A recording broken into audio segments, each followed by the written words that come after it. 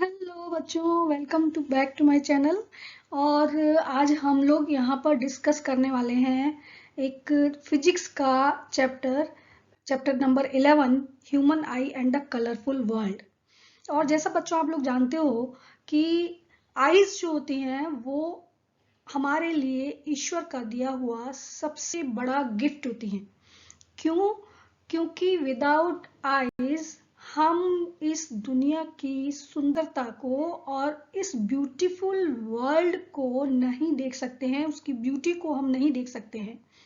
तो ह्यूमन आई एक बहुत इम्पॉर्टेंट सेंस ऑर्गन है ह्यूमन बॉडी के अंदर। और आज हम इसकी स्ट्रक्चर के बारे में इस वीडियो में डिस्कस करने वाले हैं। तो सबसे पहले बच्चों आज हम डिस्कस करने वाले हैं स्ट्रक्चर ऑफ ह्यूमन आई। और ह्यूमन आई को डिस्कस करने के लिए सबसे पहले हमें इसके पार्ट्स के बारे में जानना होगा। एक्चुअल में ह्यूमन आई बिल्कुल कैमरे की तरह से एक्ट करती है, जिस तरह से कैमरा एक्ट करता है। एंड जब लाइट आईज में एंटर होती है तो वो ऑब्जेक्ट जिससे वो लाइट एंटर हो रही है या वो लाइट जहां से निकल रही है और फिर हमारी आईज में एंटर हो रही है, तो वो हमको सेंसेशन प्रोवाइड करता है जिससे कि हम उस ऑब्जेक्ट्स को क्लियरली देख पाते हैं। तो यहाँ पर देखिए, सबसे पहले अगर आप देखें तो इसके जो मेन पार्ट्स हैं उनको हम देख लेते हैं इस स्ट्रक्चर में, उसके बाद वन बाय वन हम उनको डिस्कस करेंगे। तो cornea is the outer most part and उसके बाद जो नेक्स्ट पार्ट है that is iris, it is a diaphragm and pupil is a hole inside the iris. Aqueous humor is a liquid part which is filled in between cornea and the lens, and lens is convex lens which is known as eye lens and hold by the ciliary muscles. जो eye lens है वो ciliary muscles के through hold होता है.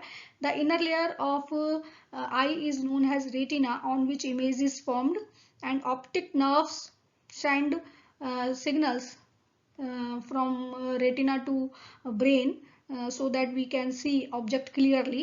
And vitreous humor is the liquid part which filled in between lens and the retina, and it maintain the shape of the eyeball.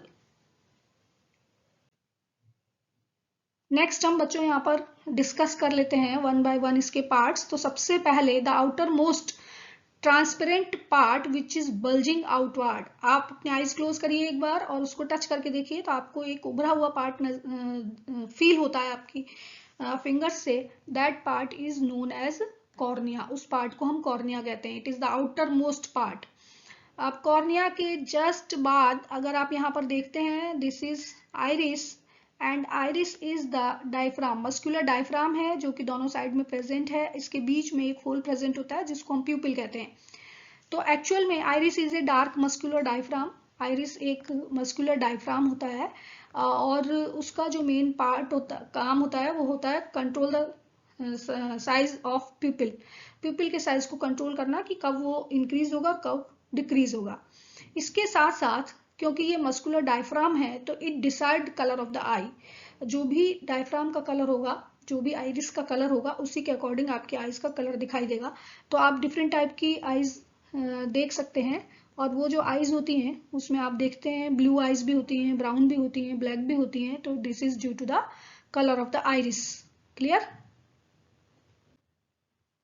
Next बच्चों हम बात करते हैं pupil. Pupil is the hole in middle of the iris. Iris के बीच में जो whole होता है उसको हम प्यूपिल कहते हैं। And it control the entering of light into the eye. आपकी आईज के अंदर कितने अमाउंट ऑफ लाइट एंटर होना है इसको डिसाइड करता है प्यूपिल। और यहाँ पर आप देखिए, अगर लाइट डिम होती है तो प्यूपिल जो होता है उसका साइज इंक्रीज हो जाता है और ब्राइट लाइट में प्यूपिल का साइज छोटा हो जाता है। ऐसा किस लिए होता है? क्योंकि जब लाइट डिम होती है तो वहां पर आपको देखने के लिए लाइट जितने अमाउंट में एंटर होगी आपकी आईज के अंदर उसी के अकॉर्डिंग आपको ऑब्जेक्ट क्लियरली दिखाई देगा। तो अगर आप अंधेरे कमरे में हैं तो आपकी प्यूपिल का साइज जो होता है वो फैल जाता है, इंक्रीज हो जाता है। और उस कंडीशन में आपको अंधेरे कमरे में रखी हुई चीजें कुछ टाइम के बाद दिखाई देने लगती हैं, क्योंकि प्यूपिल का साइज धीरे धीरे इंक्रीज हो जाता है, जिससे कि ज्यादा अमाउंट में लाइट आपकी आंखों में एंटर होती है और आप उस चीज को देख पाते हैं। लेकिन अगर आप इसी तरह से ब्राइट लाइट में देखने की कोशिश करते हैं तो उस वक्त क्योंकि लाइट बहुत ज्यादा अमाउंट में है और वो आपकी आईज में ज्यादा अमाउंट में अगर एंटर होगी तो आपका जो रेटिना है वो डैमेज हो सकता है, इसलिए उसको रेगुलेट करने के लिए आपकी पिupil का साइज कंस्ट्रिक्ट हो जाता है। और ये इसको आप एक बहुत सिंपल से एग्जांपल से समझ सकते हैं। अगर आप मूवी हॉल में एंटर करते हैं तो वहां पर आपको कुछ भी दिखाई नहीं देता है बाहर से जब आप जाते हैं। ऐसा इसलिए होता है क्योंकि आपका पिupil का साइज छोटा होता है जब आप बाहर होते हैं, और क्योंकि वहां पर लाइट का प्रॉपर अमाउंट है। जब आप अंदर एंटर होते हैं और उस रूम में, क्योंकि डार्क है वो रूम, वहां पर आपको कुछ भी दिखाई नहीं देगा, क्योंकि आपकी आईज में बहुत कम अमाउंट में लाइट एंटर हो रही है, और लाइट क्योंकि वहां पर है ही नहीं तो वो आपको कुछ भी दिखाई नहीं देगा। कुछ टाइम के बाद आपकी पिupil का साइज डायलेट हो जाएगा, तो जितनी भी अमाउंट में लाइट वो उस एरिया में प्रेजेंट होती है वो आपकी आईज में एंटर होगी, और आप वहां पर जो प्रेजेंट चीजें हैं उनको देख पाएंगे। कुछ टाइम के बाद जब आप उस डार्क रूम से निकल कर कहाँ आते हैं, ब्राइट लाइट में आते हैं, तो फिर आपका पिupil का साइज छोटा हो जाता है, क्योंकि उस कंडीशन में ज्यादा अमाउंट ऑफ लाइट आपके आईज में एंटर होने लगती है। क्लियर? तो pupil control the amount of light entering into our eyes. Next बच्चों, आई लेंस की बात करते हैं हम। Just behind the pupil crystalline lens, एक लेंस प्रेजेंट होता है जिसको हम कहते हैं eye lens. Transparent convex lens होता है, and just behind the cornea present है। इसको होल्ड करने के लिए जो मसल्स होती हैं, यानी कि इसकी जो पोजीशन है उसको फिक्स करने के लिए मसल्स होती हैं, उनको हम कहते हैं सिलियरी मसल्स। तो सिलियरी मसल्स का जो फंक्शन हुआ वो क्या हुआ, ciliary muscles hold eye lens in fixed position. Eye lens को फिक्स्ड पोजीशन में होल्ड करने का काम करती हैं सिलियरी मसल्स। ये मसल्स होती हैं बोथ साइड में प्रेजेंट होती हैं, एंड इनका मेन और एक फंक्शन होता है adjust the focal length of eye lens. I lens की फोकल लेंथ को एडजस्ट करना, जिससे कि हम जो ऑब्जेक्ट पास है उनको और जो ऑब्जेक्ट दूर है उनको प्रॉपर तरीके से देख सके। लेंस और कॉर्निया के बीच में एक वाटरी फ्लूइड प्रेजेंट होता है जो कि मेंटेन करता है प्रेशर को, और उस फ्लूइड को हम कहते हैं एक्वस ह्यूमर। विट्रस ह्यूमर की अगर हम बात करते हैं तो आई लेंस और रेटिना के बीच में जो फ्लूइड प्रेजेंट होता है उसको हम विट्रस ह्यूमर कहते हैं, and it maintain the shape of eye ball. Eye ball की शेप को मेंटेन करने का काम करता है विट्रस ह्यूमर, और एक्वस ह्यूमर प्रेशर को मेंटेन करने का काम करता है। सिलियरी मसल्स आई लेंस को होल्ड करती हैं। नेक्स्ट बच्चों, रेटिना की हम बात करते हैं तो आपको यहाँ पर देखिए जो इनर मोस्ट लेयर होती है ह्यूमन आई की, उसको हम रेटिना कहते हैं। ये एक डेलिकेट मेम्ब्रेन होता है, लाइट के लिए सेंसिटिव होता है, और जो भी ऑब्जेक्ट की इमेज होती है वो हमेशा रेटिना पर ही फॉर्म होती है। लाइट सेंसिटिव सेल्स से मिलकर बना होता है जो कि रॉड्स एंड कोन्स कहलाती हैं, और कोन सेल्स जो होती हैं वो ब्राइट लाइट और कलर्स के लिए रेस्पॉन्सिबल होती हैं, और रॉड सेल्स जो होती हैं वो डिम लाइट के लिए रेस्पॉन्सिबल होती हैं। इसी के जस्ट नीचे आपको ऑप्टिक नर्व्स दिखाई दे रही हैं। ऑप्टिक नर्व्स का एक सेट है जो कि सिग्नल्स को रेटिना से ब्रेन तक पहुंचाता है। ब्रेन उनको इंटरप्रेट करता है उन सिग्नल्स को, और उसके बाद प्रोसेस करता है जिससे कि हम उस ऑब्जेक्ट को क्लियरली देख सकते हैं।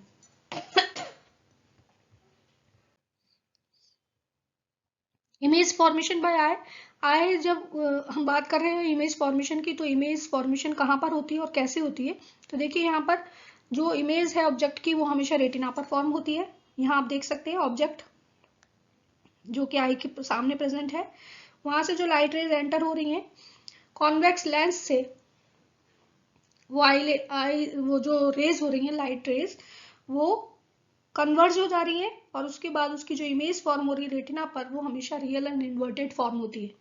ठीक है, जो मैसेज है रेटिना से वो ब्रेन तक जाता है, उसके बाद वो इंटरप्रेट होता है, एंड उसके बाद वो इमेज जो होती है वो हमको सीधी दिखाई देती है। हम ऑब्जेक्ट को उल्टा नहीं देखते, लेकिन जो इमेज फॉर्म होती है वो हमेशा इन्वर्टेड होती है, क्योंकि जो लेंस है वो कॉन्वेक्स है। अब जो ऑब्जेक्ट पास हैं उनकी इमेज भी रेटिना पर ही फॉर्म होगी। रेटिना पर नहीं बनेगी तो वो ऑब्जेक्ट हमको दिखाई नहीं देगा। ये हम आगे जो वीडियोस बनाएंगे या वो जो वीडियोस आप देखेंगे डिफेक्ट्स ऑफ विजन, उनमें आप इस चीज को समझेंगे कि अगर कोई भी इमेज रेटिना पर फॉर्म नहीं होती है तो वो आपको दिखाई नहीं देगी, क्लियर दिखाई नहीं देगी। फिर उसके हमको करेक्शन करने के लिए फिर स्पेक्ट्स का यूज करना पड़ता है।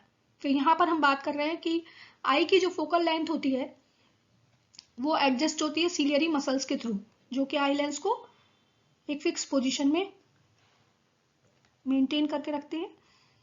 जब ऑब्जेक्ट फार डिस्टेंस पर है यानी बहुत दूर है, उस कंडीशन में सिलियरी मसल्स रिलैक्स हो जाती हैं और जो फ्लैट इसका आई लेंस का साइज जो होता है वो कैसा हो जाता है, फ्लैट हो जाता है, थिन हो जाता है, जिससे कि उसकी फोकल लेंथ एडजस्ट हो जाती है और जो इमेज है वो प्रॉपर रेटिना पर फॉर्म होती है। इसी तरह से अगर हम बात करें कि कोई ऑब्जेक्ट जो कि बिल्कुल पास में रखा हुआ है, आईज के सामने ही है बिल्कुल, उस कंडीशन में जो सिलियरी मसल्स होती हैं वो कॉन्ट्रैक्ट हो जाती हैं और आई लेंस का साइज इंक्रीज हो जाता है, वो थिक हो जाता है और उसकी फोकल लेंथ को एडजस्ट करके वो इमेज को रेटिना पर फॉर्म कर देता है। इस तरह से इमेज का फॉर्मेशन होता है। नेक्स्ट लास्ट पॉइंट है बच्चों ये power of accommodation of eye, the ability of an eye lens to adjust its focal length. Focal length को एडजस्ट करने की जो एबिलिटी है आई लेंस की, उसको हम पावर ऑफ अकोमोडेशन कहते हैं, ठीक है। एंड ये किसके थ्रू होगी, सिलियरी मसल्स के थ्रू होगी। अब जो मिनिमम डिस्टेंस होती है जहां पर कि हम किसी भी ऑब्जेक्ट को क्लियर देख सकते हैं वो 25 सेंटीमीटर होती है फॉर नॉर्मल आई, एंड इसको हम कहते हैं लीस्ट डिस्टेंस ऑफ आई, ठीक है। इसको एक एग्जांपल से आप समझ सकते हैं। आप अपनी बुक को जिस पोजीशन में रखते हैं पढ़ते वक्त, उसको वहां पर रखिए, आपको वो अक्षर बिल्कुल, जो वर्ड्स हैं वो बिल्कुल क्लियर दिखाई देते हैं। धीरे धीरे उस बुक को आप अपनी आइज के पास लाते जाइए, लाते जाइए, लाते जाइए। एक कंडीशन ऐसी आएगी कि आपको वो जो वर्ड्स हैं वो धीरे धीरे ब्लर होते हुए दिखाई देंगे और फिर पूरी तरह से ब्लर हो जाएंगे। तो एक मिनिमम डिस्टेंस भी होती है और एक फार डिस्टेंस भी होती है, वो कहलाते हैं far point and least distance. Least distance जिस पर कि आपको क्लियरली कोई भी ऑब्जेक्ट दिखाई देता है वो कहलाती है लीस्ट डिस्टेंस, और वो नॉर्मल आई के लिए 25 सेंटीमीटर होती है। इसी तरह से फार पॉइंट वो मैक्सिमम पॉइंट होता है, मैक्सिमम डिस्टेंस होती है जहां पर कि रखी हुई चीजें आपकी आई क्लियरली देख सकती है, और वो इन्फिनिटी माना जाता है नॉर्मल आई के लिए। और इस कंडीशन में भी जो एडजस्टमेंट है वो किससे होता है, सिलियरी मसल्स के थ्रू आई लेंस की फोकल लेंथ को क्या कर दिया जाता है बच्चों, एडजस्ट कर दिया जाता है। तो this point is very very important, क्योंकि ये जो तीनों पॉइंट्स हैं यहाँ पर, इन तीनों ही पॉइंट्स में से क्वेश्चंस आपके एग्जाम में पूछे जाते हैं, शॉर्ट फॉर्म में या फिर मल्टीपल चॉइस क्वेश्चंस के फॉर्म में। Clear? And thanks for watching this video. आप इसी तरह से वीडियोस को देखते रहिए। नेक्स्ट वीडियो हम लेके आने वाले हैं defects of vision and their correction, and इसके लिए आप इस वीडियो को लाइक करें, सब्सक्राइब करें, जिससे कि आने वाले जितने भी वीडियोस हैं उनके नोटिफिकेशन आपको मिलते रहें। And thanks for watching this video.